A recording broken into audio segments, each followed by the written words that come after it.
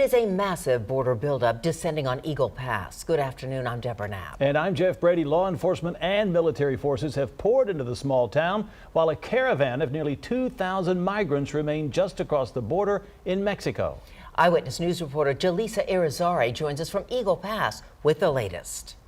Yeah, in addition to those DPS state troopers that came into town, we're also expecting the Texas National Guard to join in and help.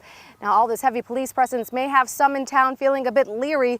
City and county officials say right now it's necessary. Eagle Pass's population of 26,000 will see a bit of an influx for the next few days as law enforcement continues to roll in. They were going to have approximately 500 troopers stationed here. As of Tuesday afternoon, more than 200 of that expected total of 500 state troopers made their way into town, and now Texas National Guard is calling. They're asking for approximately 20 to 30 acres that they're going to utilize to send troops down here.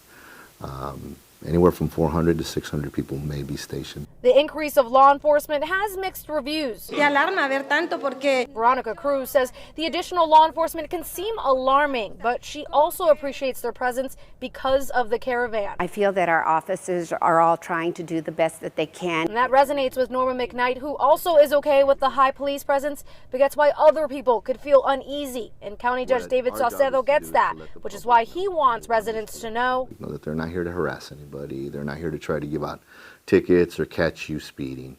They are strictly here for the public safety of it. It's not yet known how long these added officers will be in Eagle Pass, but regardless, county and city officials agree, no matter what you think of them here, you have to respect their presence. In Eagle Pass, Jaleesa Irizarry, KENS 5 Eyewitness News.